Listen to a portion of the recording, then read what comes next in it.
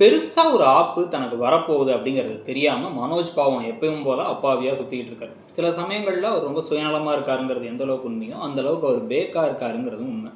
2 பேர் திடீர்னு வராங்க. ஊர்லேருந்து வந்திருக்காங்க. எங்களுக்கு வந்து தங்குறதுக்கு இடமே இல்ல. ரயில்வே ஸ்டேஷன்ல தங்கியிருக்கோம். உங்க கடையிலே தங்கிக்கிறோம். நாங்க எல்லாத்தையும் பார்த்துக்கிறோம் அப்படின்னோனே, இவரும் சரி சரின்னு மண்டைய மண்டைய ஆட்டி அவங்கள உள்ள விட்டுறாரு.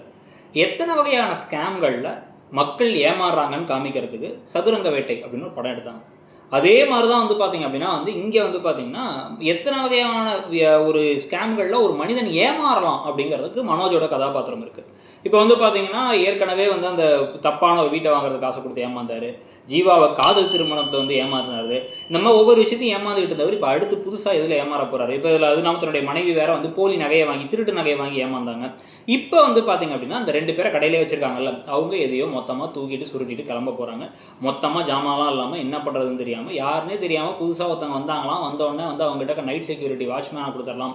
எந்த ஒரு பேக்ரவுண்ட் செக்கும் பண்ணல அப்படின்னா, அவருடைய அறிவு கூர்மை எவ்வளோ இருக்கும்னு சொல்லி பாருங்க.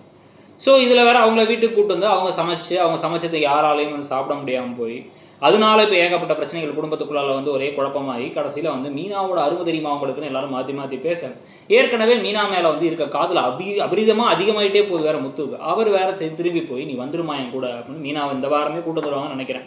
ஸோ மீனாவும் வீட்டுக்கு வர, இங்க வந்ததுக்கப்புறம் இதுக்கப்புறமும் வந்து அவங்கள மட்டுமே வேலை வாங்காம எல்லாத்தையும் பிரிச்சு குடுத்தா நல்லாருக்கும். வேலைக்கு ஒரு ஆள வச்சுப்போம், அவங்கள வச்சு ஹெல்ப் பண்ணிப்போம்னு சொல்றது நல்லாருக்கும். இதில வேற மனோஜ் ஏற்கனவே அந்த ரூ. 30,00,000 அந்த பணத்த இழந்தாரு. அது வந்தாவாச்சும் ஆளுக்கு 10,00,000 பிரியும். அதுவும் வரல. அது இல்லாம வந்து பார்த்தீங்க அப்டின்னா வந்து, இப்ப இந்த கடையில இருக்க ஜாமான் போச்சுன்னா, அதுவும் பெரிய லாஸ் ஆகி திருப்பி வீட்ல தான் உட்கார்ந்திருப்பாருன்னு நெனைக்கிறேன். அத பத்தி நீங்க என்ன நெனைக்கிறீங்க? அந்த கதை எப்படி போகுதுன்னு நெனைக்கிறீங்கங்கிறத சொல்லுங்க.